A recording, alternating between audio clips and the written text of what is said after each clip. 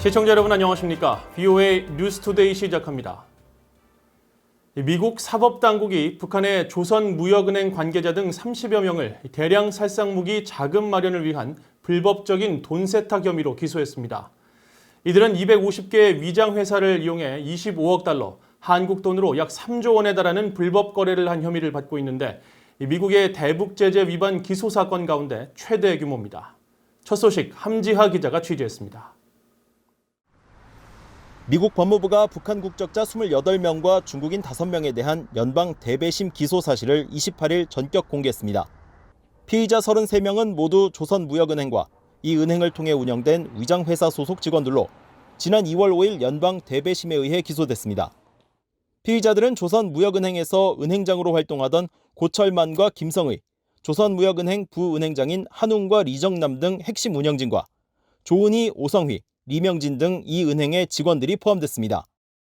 또 중국 베이징과 선양, 주하이를 비롯해 러시아 모스크바와 하바롭스크, 블라디보스토크, 그리고 리비아와 쿠웨이트 등에서 조선무역은행을 운영하거나 대리한 북한인들도 기소 명단에 올랐습니다. 중국인 5명은 조선무역은행의 위장회사 운영에 관여했습니다. 피의자들에게는 미국의 긴급경제권한법과 대북제재법, 대량 살상무기 확산 제재법, 국제돈세탁, 은행법 위반 등의 혐의가 적용됐습니다. 구체적으로는 피의자들과 다른 공모자들이 250개의 위장회사를 통해 최소 25억 달러, 한국 돈 약 3조 1천억 원의 돈을 거래했으며 이 과정에서 미국의 은행이 이용됐다는 내용이 기소장에 적시됐습니다. 고철만 등은 지난해 3월 20일 조선무역은행의 위장회사가 북한 정권을 대신해 미국의 회사에 19만 5천 달러를 지불하도록 했다는 내용 등입니다. 미국 사법당국은 세탁된 자금이 북한의 대표적 외환은행인 조선무역은행으로 흘러들어가 북한의 대량 살상무기 프로그램 지원에 사용된 것으로 판단하고 있습니다.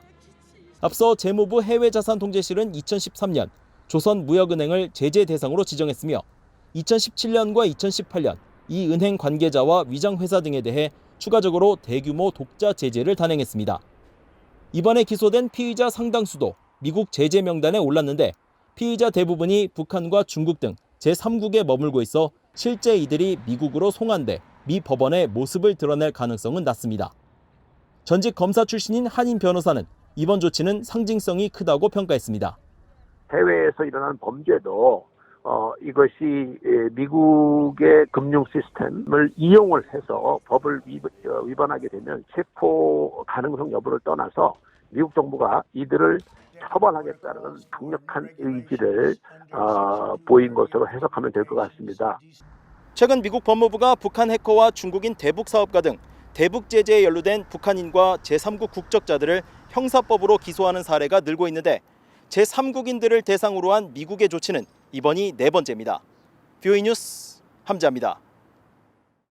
유엔이 북한의 6.25 한국전쟁 당시 민간인 납북자들에 대한 정보 공개를 요구했습니다. 70년 전 납북된 가족들의 생사라도 알게 해달라는 피해자 가족들의 요청을 심사해 북한에 요구한 것인데 북한은 여전히 협조하지 않고 있습니다. 김영교 기자가 보도합니다. 유엔 인권이사의 산하 강제적, 비자발적 실종에 관한 실무그룹은 1950년 6월 25일 한국전쟁 발발 이후 1951년까지 납북된 27명, 그리고 다른 시기에 실종된 7명 등 모두 34명에 대한 정보 공개를 북한에 요청하는 서면 질의서를 지난해 11월 보냈다고 밝혔습니다. 1980년에 설립된 유엔 실무그룹은 피해자 가족이나 민간단체들로부터 실종 사건을 접수해 심사한 뒤 이를 납치 의심 국가들에게 통보해 명확한 조사 결과를 보고하도록 요구하고 있습니다.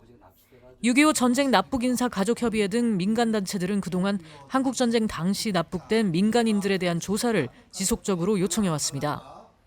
납북된 가족의 생사와 소식을 알고 돌아가셨다면 그분들의 유해를 송환하고 살아계시다면 서로 자유롭게 왕래할 수 있는 그러한 정말 저희들의 바람은 아주 소박합니다.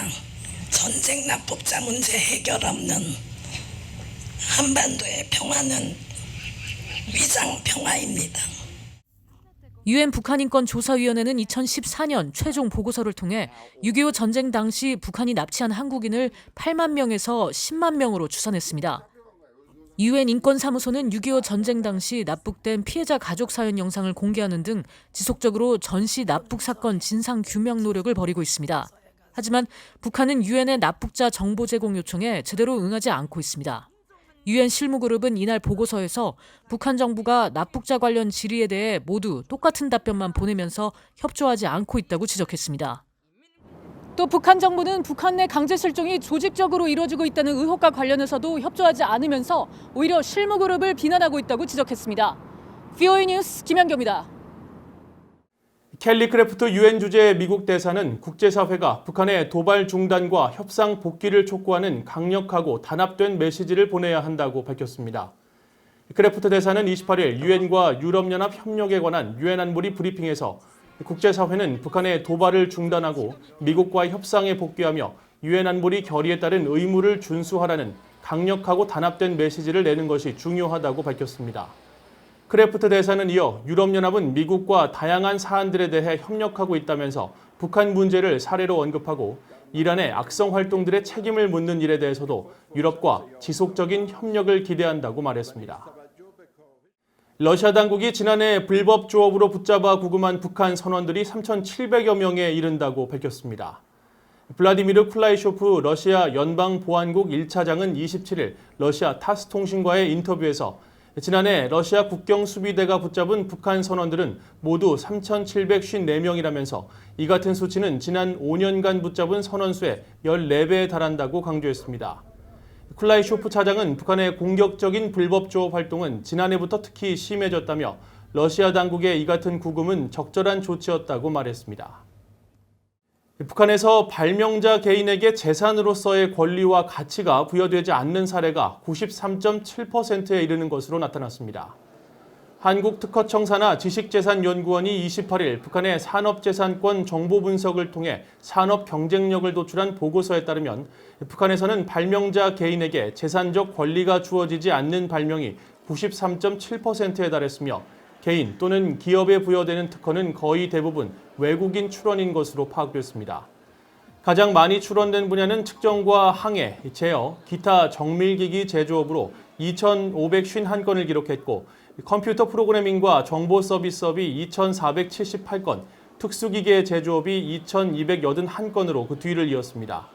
또 북한의 산업 활동성을 분석한 결과 선박 제조업과 가구 제조업, 전구, 조명장치 제조업 등 기초 제조업 산업 분야에서 산업 활동성이 상대적으로 높았으며 자동차, 전기, 화학, 금속 분야는 산업 활동성이 저조한 것으로 나타났습니다.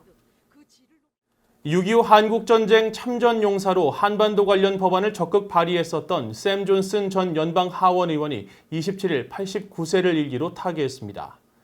1952년 51 전투비행단 소속으로 한국 수원에 배치돼 전투기 비행 등으로 참전했던 존슨 전 의원은 베트남 전쟁에도 참전했으며 이후 1991년 연방 하원 의원에 당선된 뒤 2019년 은퇴하기까지 의회 대표적인 보수파로 한반도 관련 법안을 적극 후원했습니다. 특히 지난 2016년 한국전 참전용사 출신인 찰스 랭글, 존 코니어스 전 의원과 공동 발의한 한국전 참전용사 추모벽 건립 법안은 초당적인 지지를 받아 처리됐으며 미북 이산가족 상봉 결의안도 참전용사들과 공동 발의했습니다. 앞서 미국 의회의 한국전 참전용사 4인 가운데 하워드 코블 전 의원과 존 커니어스 전 의원이 2015년과 2019년에 별세하면서 현재는 찰스 랭글 전 의원만 생존해 있습니다. 이상으로 VOA 뉴스투데이를 마칩니다. 시청해주신 여러분 고맙습니다.